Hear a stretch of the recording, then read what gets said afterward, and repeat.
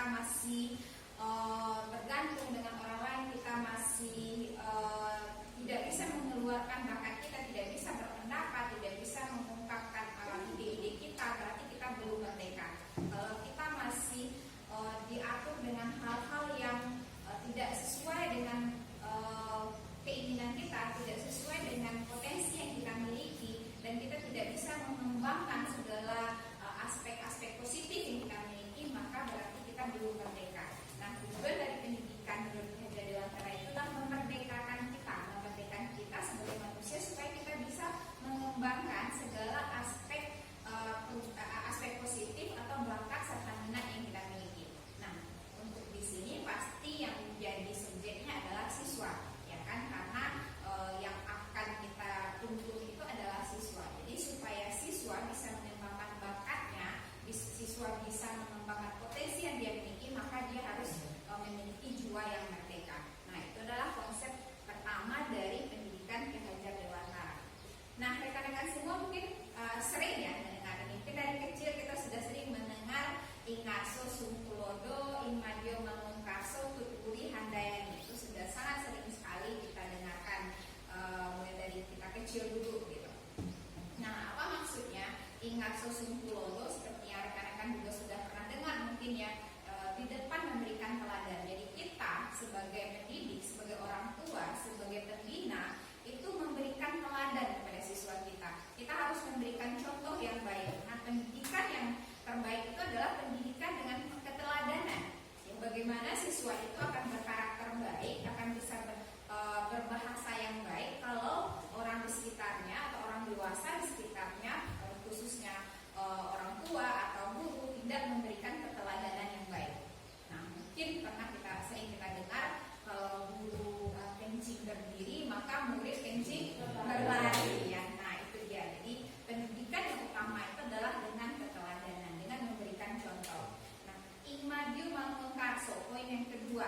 Nah, Imadio Mangunkarso, kita bersama-sama dengan siswa, ketika berada di tengah-tengah siswa, kita memberikan kekuatan, kita memberikan masukan, kita memberikan pembelajaran yang terbaik yang untuk mengembangkan bakat siswa tersebut. Nah, disinilah kita memasukkan pemikiran kita kepada siswa. Misalnya, kalau kita seperti saya guru bahasa Inggris, nah di sanalah nanti dimasukkan bagaimana berbahasa Inggris itu yang baik, segala macam gitu ya, memberikan kekuatan kepada siswa.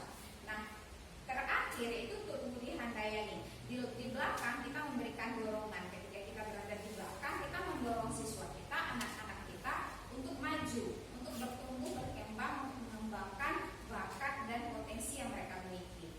Nah, itulah pendidikan yang sangat sering kita dengar, Ingarso Sungkulodo, Imadio Mangunkarso, Tuturi Handayani. Filosofi pendidikan dari Ki Hajar Dewantara yang walaupun berpuluh-puluh tahun lalu dikeluarkan oleh beliau, tapi sampai sekarang masih terpakai dalam pendidikan kita di Indonesia. Nah, untuk kontekstual filosofi pendidikan di SMA, khususnya kita di jenjang SMA, pertama itu adalah kita menuntun rekan-rekan sekalian. Jadi kita menuntun guru memfasilitasi siswa untuk menebalkan kodrat baiknya. Menebalkan kodrat baik maksudnya adalah kita mengasah kodrat baik yang dimiliki oleh siswa.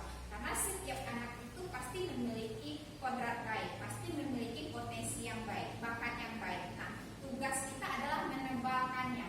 Nah, kita tidak bisa mengatur mereka, oh kamu harus suka matematika, semuanya harus suka fisika, semuanya harus suka bahasa Inggris, tidak bisa. Karena setiap anak itu memiliki potensi yang berbeda, bakat yang berbeda, dan sifat yang berbeda. Nah, tugas kita adalah menebalkan sifat yang sudah mereka miliki tersebut, menebalkan potensi baik yang sudah mereka miliki tersebut. Misal, ada anak yang tidak bagus di akademik, mereka tidak bagus dalam hal olahraga misalnya, tapi sosialnya bagus, dia perhatian kepada temannya, dia sangat ulet dan rajin, misalnya ketika di asrama mungkin rajin menyapu gitu ya, atau sangat patuh kepada pembina asrama. Nah, itulah kelebihannya berarti itulah yang harus kita tebalkan. Berarti itulah karakter baik yang dia miliki, kodrat baik yang dia miliki. Nah, sosialnya mungkin yang berarti kan tidak semua anak ini akan jadi dokter, tidak semua anak akan jadi pengusaha,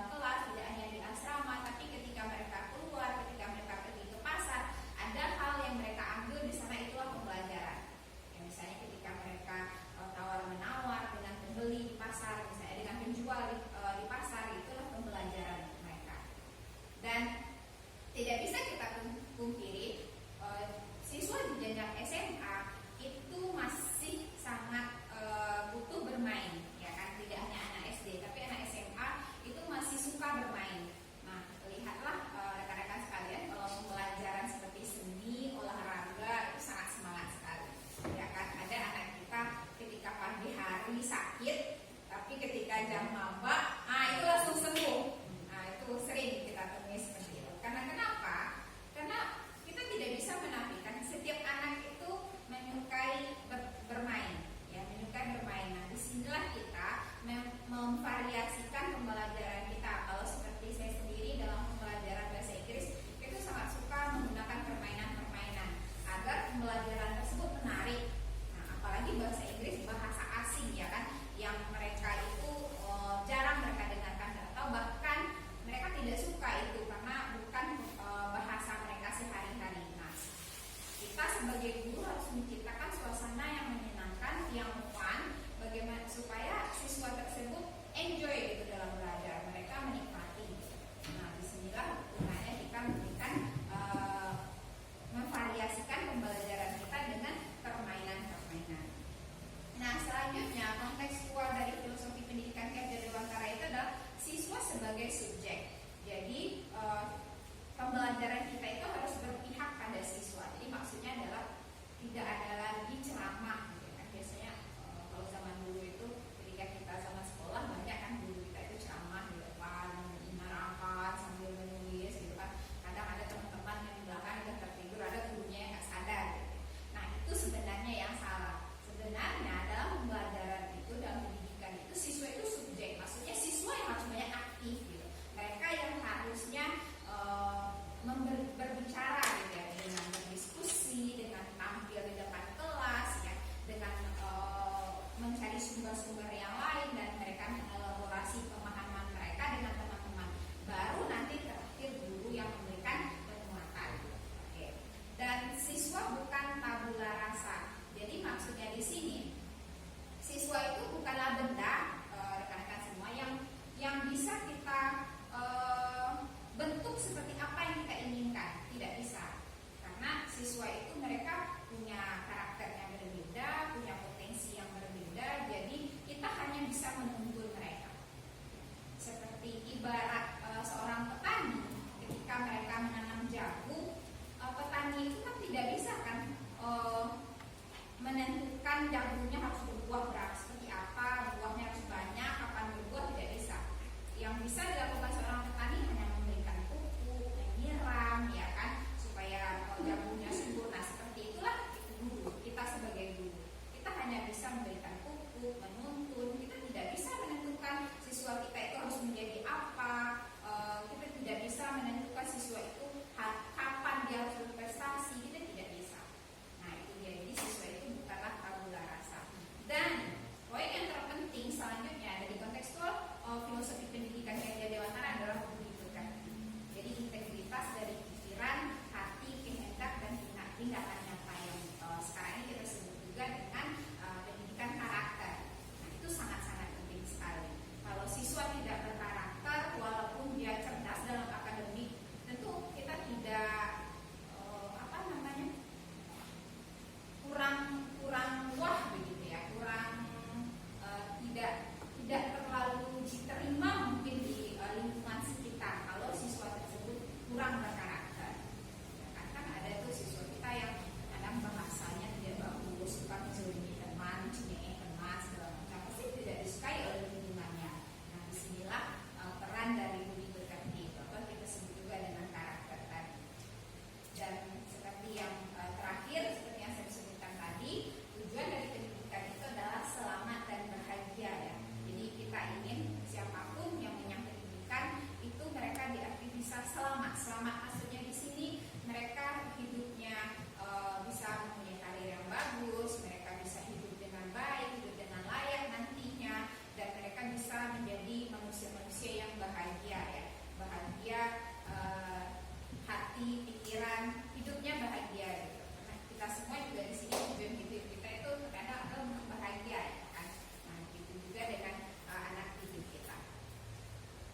Nah, jadi Bapak Ibu, dalam filosofi pendidikan Ki Dewantara membedakan antara pendidikan dan pengajaran, di mana pendidikan itu memberikan tuntunan terhadap segala kekuatan kodrat yang dimiliki anak.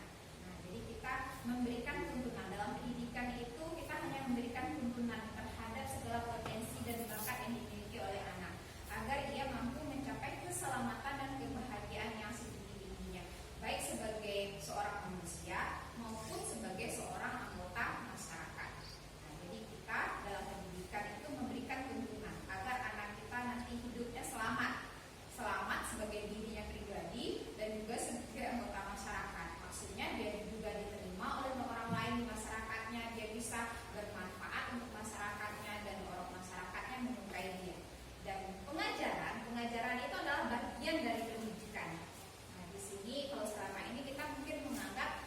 pengajaran itu adalah pendidikan, sama dengan pendidikan tidak ya. Jadi pengajaran itu bagian dari pendidikan ya. Dan pengajaran merupakan proses pendidikan dalam memberi ilmu atau memberikan sesuatu yang bermanfaat untuk percakapan anak didik kita secara lahir dan batin. Nah, disinilah fungsi kita sebagai guru dalam memberikan pendidikan atau mentransfer ilmu kepada peserta didik kita. Nah, sebenarnya Budi Pekerti itu sekarang ini dikenal juga dengan profil pelajar Pancasila. Jadi siswa kita itu kita harapkan nanti bisa mempunyai berprofil pelajar Pancasila, mempunyai sifat-sifat yang beriman, bertakwa kepada Tuhan Yang Maha Esa, berakhlak mulia, berkebinekaan global, bergotong royong, kreatif, bernalar kritis, dan mandiri. Nah, ini adalah profil pelajar Pancasila yang itu adalah untuk menuntun, bukan mendikte, bukan untuk menyuruh-nyuruh, bukan ya. Selama ini mungkin inilah yang salah pada kita gitu. Selama ini kita mendikte anak supaya mereka nanti lulus SNMPTN, mereka bisa kuliah di ITB, bisa kuliah di UI, dan kita menakut-nakuti mereka dengan nilai. Kalau mereka tidak belajar dengan rajin, nilai mereka rendah, dan kita masih berorientasi pada nilai rapor gitu. Padahal sebenarnya bekerja di antara tujuan pendidikan itu bukan itu, bukan tentang nilai, tapi tentang bagaimana kita menuntun anak supaya mereka menjadi masyarakat, menjadi manusia yang selamat dan bahagia. Bukan kita dikte mereka, oh kamu besok kalau nggak apa nanti nggak lulus, mau jadi apa nanti. Nah, itu sebenarnya tidak boleh gitu ya. Kita hanya bisa menuntun mereka dengan apa yang ada, yang kita miliki gitu, dengan ilmu yang kita miliki kita tuntun mereka. Baik rekan-rekan sekalian, kita lanjutkan saja dengan budaya positif. Nah, untuk menciptakan lingkungan yang positif ya di sekolah kita, tentu perlu ada budaya yang positif. Untuk menciptakan budaya positif itu tentu perlu ada lingkungan yang positif, ya kan? Jadi dia saling terkait. Nah, untuk menciptakan budaya yang positif, kita perlu lingkungan yang positif agar siswa kita nyaman, tenang, mereka bisa mengembangkan segala potensi dan bakat yang mereka miliki dengan maksimal gitu. Bayangkan kalau sekolah kita itu tidak menyenangkan, tidak aman, tidak nyaman bagi siswa, mungkin mereka belajarnya bisa jadi tertekan, ya kan? Mereka tidak bisa berpikir dengan maksimal, mereka tidak bisa mengeluarkan segala potensi yang mereka miliki kalau kondisi sekolah itu tidak efektif atau tidak positif, tidak menyenangkan. Nah, oleh karena itu kita perlu menciptakan lingkungan yang positif. Nah, bagaimana caranya? Salah satu strateginya sebenarnya adalah kita mengevaluasi penerapan disiplin di sekolah kita. Ayo kita pikirkan bagaimana sekolah kita penerapan disiplinnya bagaimana? Masih dengan kontrol, kalau di asrama dengan poin, ya kan? Kalau di sekolah masih dengan hukuman, kalau melanggar dipanggil orang tua. Itulah yang terjadi sekarang ini gitu.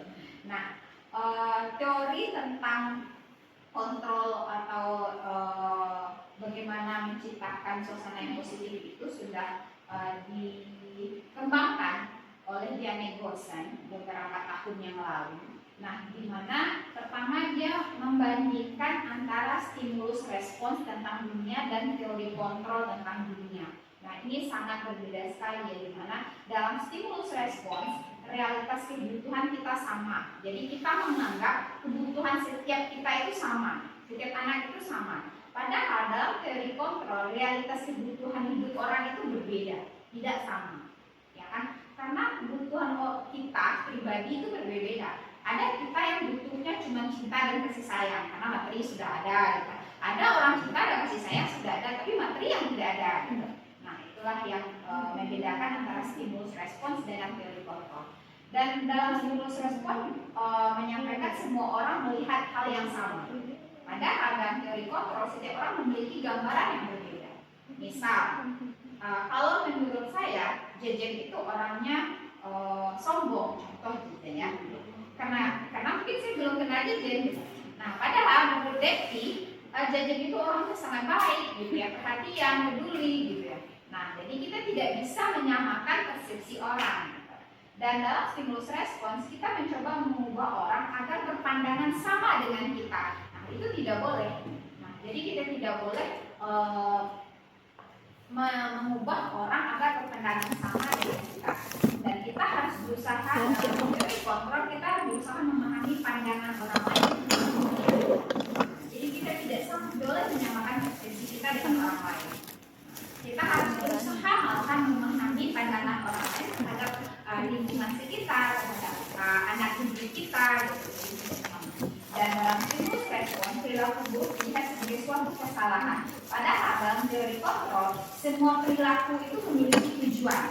Contoh, anak datang terlambat misalnya ke dalam kelas, atau anak terlambat untuk ikut sholat berjamaah.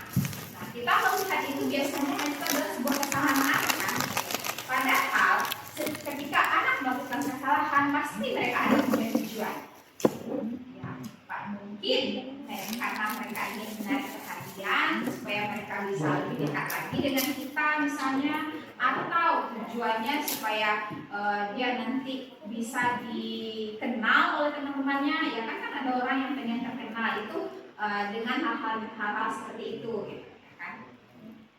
Kita lanjutkan. Nah, untuk mewujudkan lingkungan yang positif di sekolah dan di kelas, untuk mewujudkan budaya yang positif tadi, kita perlu memiliki, siswa kita perlu memiliki keyakinan kelas atau keyakinan sekolah. Mengapa keyakinan kelas? Ya, bukan peraturan. Karena kalau peraturan itu biasanya memaksa, ya kan? Kalau peraturan itu memaksa. Tapi kalau keyakinan itu lahir dari individu-individu yang ada di dalam lingkungan tersebut. Mereka sudah meyakini itu adalah hal yang terbaik. Gitu. Contoh, mengapa kita memiliki peraturan tentang penggunaan helm pada saat mengendarai kendaraan roda dua atau motor? Mungkin karena kita pasti akan menjawabnya untuk keselamatan, makanya kita perlu pakai helm. Nah, pertanyaan berikutnya, mengapa kita memiliki peraturan tentang penggunaan masker dan mencuci tangan setiap saat? Pasti jawaban kita untuk keselamatan atau untuk kesehatan. Nah, berarti kita meyakini bahwa memakai helm itu akan membuat kita selamat, memakai masker itu akan membuat kita terjaga dari virus. Nah, itu yang harusnya ada dari siswa kita. Mereka harus yakin kalau mereka datang tepat waktu, maka suasana akan menjadi nyaman. Kalau mereka menghargai orang lain, misalnya ketika guru mengajar, mereka mendengarkan, maka itu adalah sebuah bentuk kepedulian terhadap orang lain. Itulah yang harus ada, yang perlu kita terapkan di sekolah kita dan di kelas, di masing-masing kelas, yaitu berbentuk keyakinan, bukan peraturan lagi. Kalau selama ini kan kita hanya yang banyak ada itu adalah peraturan-peraturan. Siswa tidak boleh terlambat, siswa harus menunjukkan tugas tepat waktu, siswa harus kembali ke asrama tepat waktu, ya kan, siswa harus sholat berjamaah tepat waktu. Hanya harus saja. Mulai saat ini kita harus mengubah itu sebenarnya. Kita harus membentuk sebuah keyakinan bersama-sama dengan siswa tersebut. Kita bentuk dulu apa sih aturan yang perlu kita terapkan di sekolah. Nah, dari aturan tersebut kita ubah menjadi sebuah keyakinan. Nah, itu adalah bentuk dari bagaimana kita menciptakan budaya positif di sekolah tadi, yaitu dengan keyakinan. Bagaimana cara menciptakan keyakinan? Nah, pertama kita kumpulkan siswa itu kan bersama-sama, terus kita rumuskan bagaimana anak-anak kalau Ananda nanti masbuk atau terlambat datang ke masjid, kalau sudah ke masjid misalnya kan Ananda didenda 2.000, setuju misal, itu baru peraturan. Nanti dari peraturan itu yang sudah kita list tersebut kita ubah menjadi sebuah keyakinan. Nah, keyakinannya apa? Kalau datang tepat waktu ke masjid, maka itu akan membuat misalnya orang lain tidak terganggu. Misalnya kan kalau mereka datang telat, orang yang sudah sholat ada kan terganggu itu. Nah, itulah bentuk dari keyakinan. Jadi kita ubah peraturan tadi menjadi sebuah keyakinan yang telah kita sepakati bersama. Jadi kalau nanti siswa kita masih melanggar, kita panggil mereka. Nah, kita kembalikan apa coba keyakinan guru yang sudah kita sepakati bersama. Jadi kita kembalikan ke mereka. Ya, kalau seandainya ada, walaupun meskipun nanti ada saksi, tentu sanksinya sudah disepakati bersama. Ya, tentu siswa tidak akan merasa berat harus menjalankan sanksinya karena mereka sudah menyetujui. Ya. Dan setelah merumuskan keyakinan kelas tadi atau keyakinan asrama namanya misalnya atau keyakinan sekolah, nah itu ditandatangani oleh siswa. Boleh perwakilan, kalau di sekolah keyakinan sekolah tentu perwakilan siswa kan. Kalau di asrama mungkin bisa jadi semua anak akan menandatangani keyakinan asrama yang sudah kita rumuskan bersama atas persetujuan mereka. Nah kalau ketika kita melanggar, ya kita cukup kembalikan ke mereka. Nah bagaimana keyakinan di asrama kita? Oh iya Bu, nggak boleh datang terlambat. Ya, silakan lakukan sanksinya. Itulah yang untuk menciptakan suasana positif di sekolah, untuk menciptakan budaya positif. Oke, nah kenapa sih rekan-rekan semua? Kenapa kita perlu menciptakan budaya positif tadi dengan keyakinan, bukan dengan peraturan? Karena kita itu, setiap anak itu memiliki kebutuhan yang berbeda. Kita juga, setiap manusia itu memiliki kebutuhan dasar yang berbeda. Ada orang yang butuh untuk bertahan hidup, ya kan? Yang penting dia dapat makan sehari itu bisa hidup, hanya itu yang dia butuhkan. Ada orang yang butuh cinta dan kasih sayang. Ada kan anak kita yang tidak mendapatkan kasih sayang di rumahnya, mungkin orang tuanya merantau ke Malaysia misalnya, dia hanya hidup dengan neneknya. Nah, bisa jadi ada anak-anak kita yang sekarang sering melanggar peraturan itu, mungkin dia karena ingin dapat perhatian gitu, ketika dipanggil, ya kan dia bisa bercerita tuh akhirnya dengan kita. Nah, mungkin di situ ya karena dia tidak mendapatkan cinta dan kasih sayang. Ada kita ini yang butuh kebebasan. Ya kan ada anak kan kalau di rumah itu banyak sekali aturan dari orang tuanya, ditambah lagi di asrama ada aturan, ditambah lagi di sekolah ada aturan, akhirnya dia berontak gitu. Akhirnya dia keluar dari sistem yang ada, melanggar peraturan yang ada gitu ya. Nah mungkin karena dia selama ini tidak mendapatkan kebebasan gitu.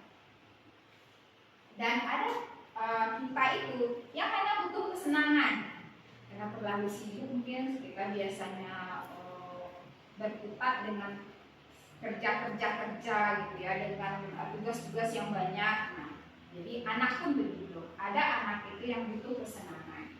Nah, jadi makanya kita harus memperhatikan latar belakang kenapa siswa itu berbuat sesuatu yang tidak seharusnya. Kita harus telusuri dulu. Mungkin dia karena ingin bersenang-senang sebentar mungkin, ya kan? Karena selama ini jenuh dengan belajar di kelas. Mungkin siswa itu ingin menunjukkan kekuasaan. Dia ingin berkuasa. Ada anak ada yang suka ngobrol-ngobrol temannya kan. Ada anak yang suka mengendalikan temannya. Dia yang sering membuat peraturan sendiri dan teman-temannya harus mengikuti. Ada siswa yang seperti itu. Dan kita juga seperti itu, rekan-rekan sekalian. Jadi kita yang butuh kekuasaan, butuh power. Contoh misalnya kan ada kayak guru gitu, ada kan guru itu yang sangat berminat sekali jadi kepala sekolah gitu. Ada yang tidak, gitu. Seperti saya sendiri, saya tidak sangat berminat sama sekali gitu. Berarti saya tidak butuh kekuasaan gitu. Rekan-rekan juga seperti itu. Jadi setiap kita itu memiliki lima dasar kebutuhan. Ya, ada kebutuhan untuk bertahan hidup, mendapatkan cinta dan kasih sayang, kebebasan, kesenangan dan kekuasaan. Dan pasti setiap kita itu nggak mungkin semuanya kelima-limanya ada. Saya ada yang satu yang tidak ada, atau dua yang tidak ada. Kalau seandainya sudah cukup semuanya, nah itu mungkin hidup ini nggak akan positif pada lingkungannya kan. Nah, okay. Jadi kita perlu memperhatikan ini dalam menuntun siswa kita. Nah, tadi kan kita sudah menciptakan keyakinan kelas, gitu kan? Keyakinan kelas sudah kita rumuskan dengan siswa kita. Bagaimana kalau masih ada yang tidak disiplin? Bagaimana kalau masih ada yang tidak mengikuti keyakinan kelas yang sudah dirumuskan tersebut? kita perlu sebuah pendekatan rekan-rekan sekalian. Kita perlu sebuah cara bagaimana membina atau menuntut siswa yang masih tidak mengikuti peraturan atau keyakinan yang sudah dirumuskan tadi. Nama pendekatannya itu segitiga restitusi. Ya, ini disebut dikembangkan oleh Diana Gosens. Jadi dalam segitiga restitusi kita tidak mencari kesalahan, maksudnya itu tidak mencari-cari kesalahan anak. Kita tidak menyalahkan anak di sini. Ya.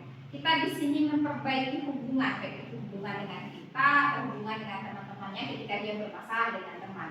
Dan restitusi itu adalah tawaran, bukan paksaan. Kita tawarkan ke anak tersebut. Kan kita sudah punya keyakinan kelas. Sekarang bagaimana Anda memperbaiki kesalahan anak tersebut? Kita tawarkan ke dia.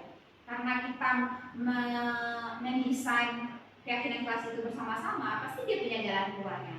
Ya Bu, nanti biarlah saya yang nyapu, atau biarlah Bu, nanti saya minta maaf ke dia, ke temannya, misalnya ketika dia bermasalah dengan temannya, atau ya Bu, nanti saya ganti uang teman saya yang saya ambil kemarin, bisa gitu ya.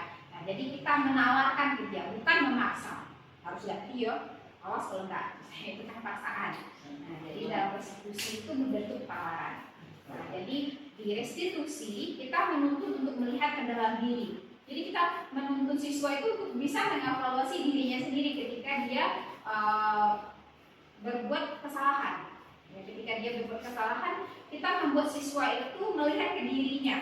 Ya, bukan kita yang mendikte dia untuk misalnya untuk minta maaf, untuk mengaku bersalah. Ada anak itu mengaku bersalah karena segan dengan kita, atau karena merasa tidak nyaman, atau karena dia merasa takut dihukum, ya kan? Nah, kalau dalam restitusi kita membuat anak itu sadar sendiri, gitu. Makanya kita perlu keyakinan kelas tadi. Dan restitusi mencari kebutuhan dasar yang mendasari tindakan. Nah, disinilah kita mencari ketika anak berbuat salah, kita cari kebutuhan dasar apa yang dia butuhkan, yang belum ada sama dia. Apakah kebutuhan akan cinta dan kasih sayang, atau kebutuhan akan kebebasan mungkin. Nah, itu kita perlu dalami ketika anak melakukan kesalahan. Baik, kita percepat saja. Nah, ini dia segitiga restitusi tersebut. Yang pertama yang harus kita lakukan dalam segitiga restitusi adalah menstabilkan identitas. Maksudnya, ketika anak berbuat salah, kita tidak langsung menjudge mereka. Kita tidak langsung, ya kamu juga lagi, kemarin udah kamu juga yang terlambat, bisa tidak seperti itu gitu. Tapi kita menstabilkan dia dulu, stabilkan perasaannya dulu.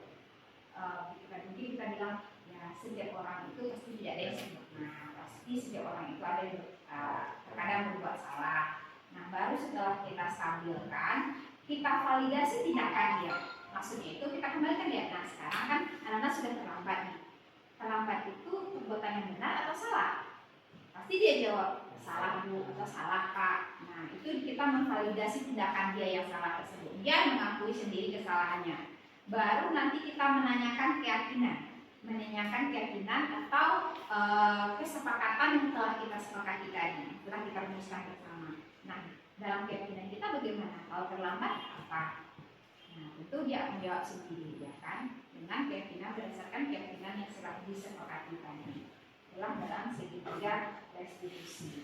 Nah, dalam menangani siswa yang melakukan kesalahan tadi dalam segitiga restitusi, kita sebagai guru memiliki posisi kontrol yang berbeda.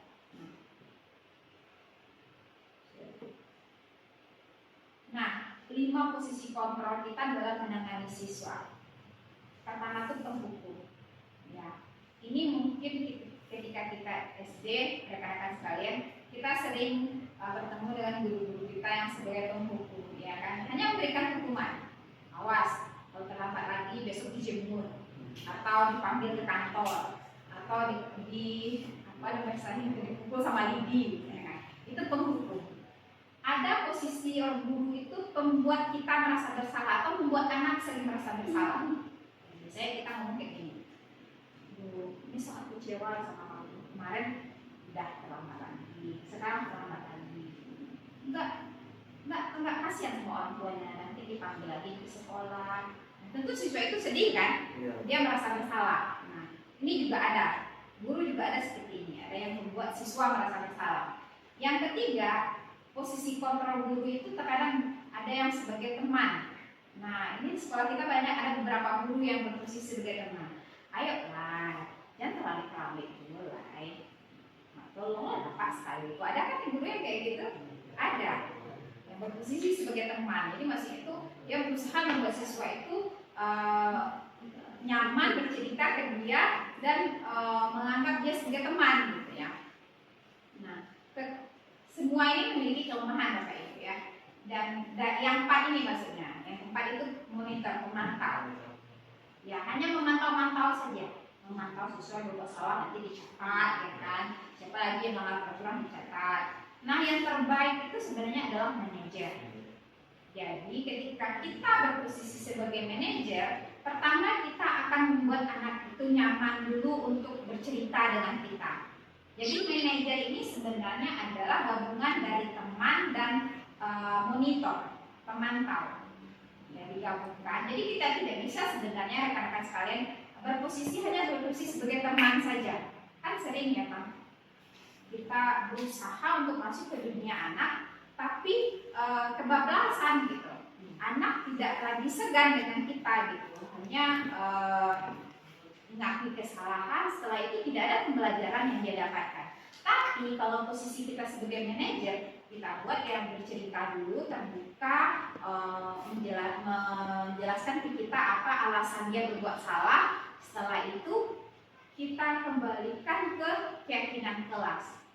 Kita tuntut siswa itu untuk mengingat kembali keyakinan-keyakinan atau peraturan yang sudah kita rumuskan bersama dengan siswa. Nah, lalu kita kasih dia masukan. Nah, disinilah posisi yang terbaik dalam menangani siswa yang bermasalah, dalam menciptakan budaya yang positif.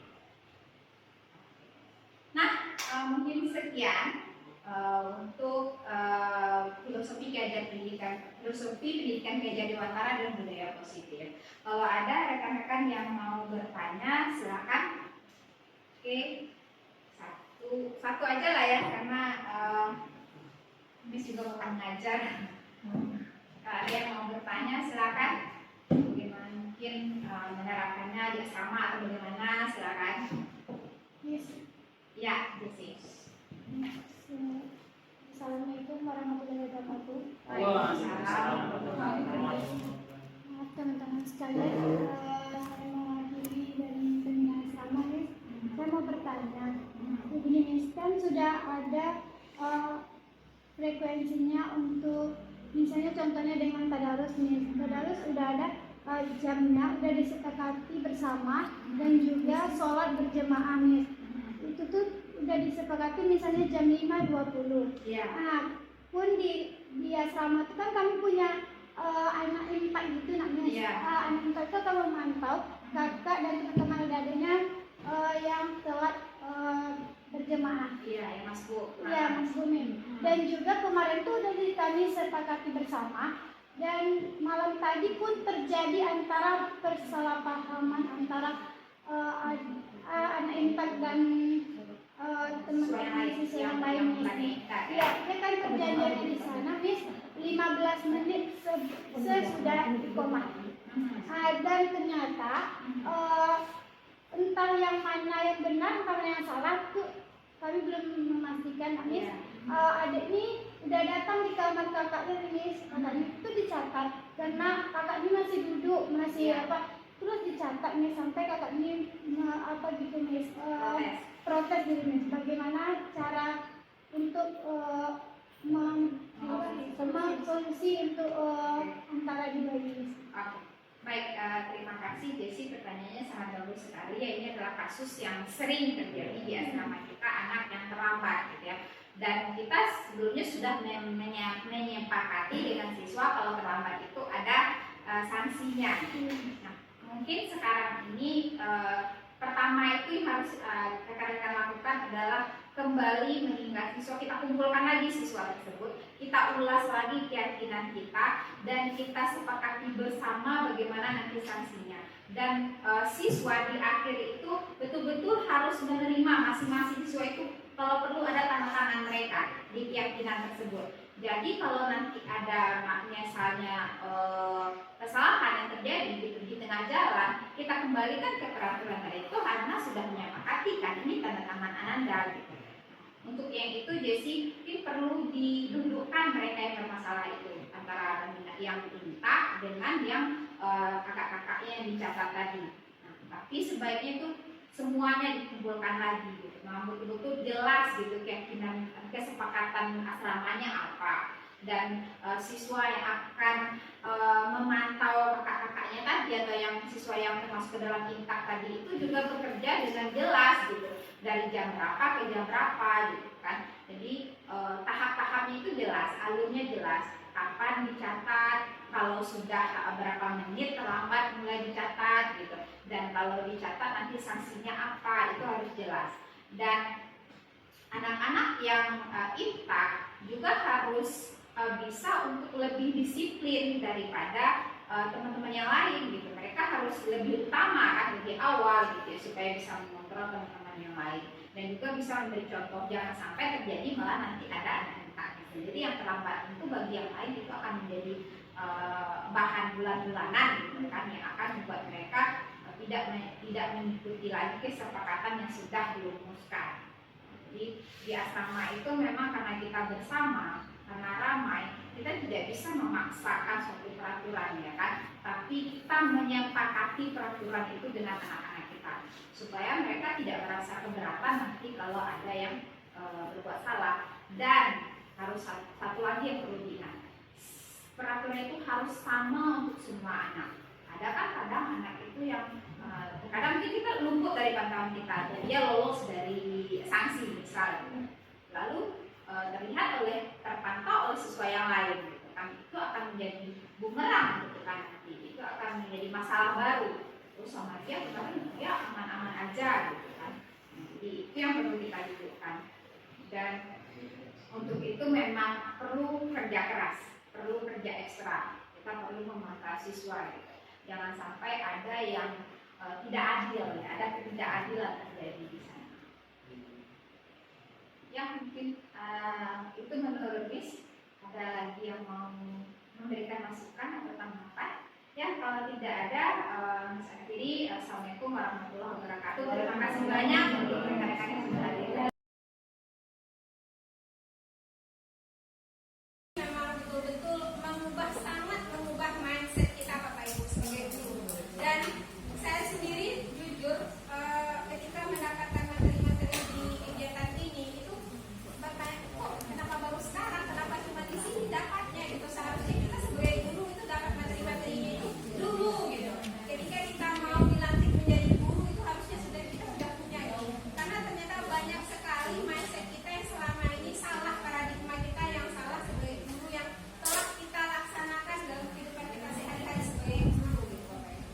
Nah, mungkin sedikit tambahan Bapak Ibu mengenai budaya positif tadi, karena ini tidak hanya kita sebagai guru mapel, tapi mungkin budaya ini sangat berpengaruh, sangat bermanfaat kepada kita sebagai wali kelas, dan juga mungkin ada Bapak Ibu yang diamanahkan jadi wakil kepala sekolah dan sebagainya.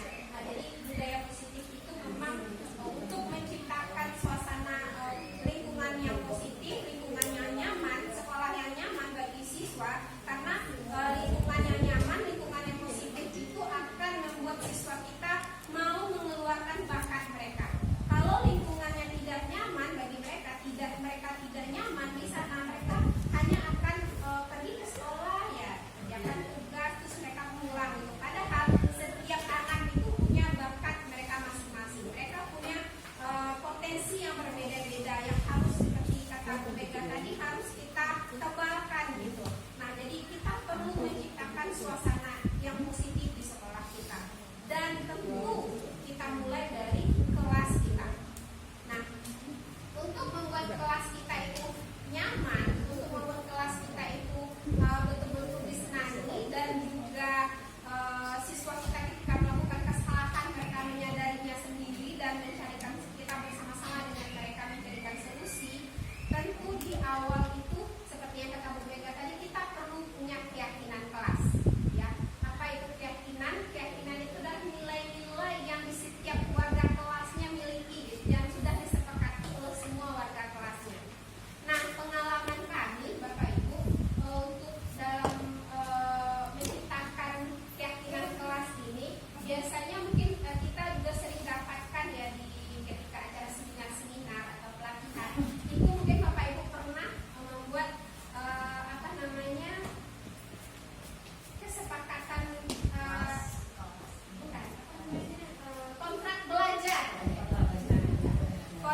belajar. Nah, itu juga bisa kita aplikasikan di kelas kita kontrak belajar. Di awal pembelajaran kita sebutkan apa kontrak belajar kita, dan kontrak belajar itu datangnya dari siswa. Jadi mungkin kita kasih mereka sticky note ya yang besar-besar ini ke setiap siswa, dan siswa itu menuliskan di sana apa kontrak belajar yang akan mereka laksanakan di kelas selama pembelajaran dengan kita. Ya, misalnya Terima kasih. Mungkin kalau memaparkan sebagai contoh, kalau kita paparkan teori kayaknya tidak pas. ya Sepertinya kalau kontrak belajar yang pernah kami ikuti, bagusnya ada salah satu penggerak ini, mungkin ada berita media tuliskan before teaching di sini. Kami ini siswa semua. Bagaimana memberikan cara kontrak belajar itu memang asik, tidak pernah kita lakukan selama ini. Jadi mengapa pengawas meminta tampil salah satu guru penggerak atau guru penggerak yang tampil sini? Memang asik, kita sama sekali tidak pernah melakukan di kelas. Jadi memang di sini kita minta apa ya, peraturan yang harus nanti membuat suatu keyakinan diri, keyakinan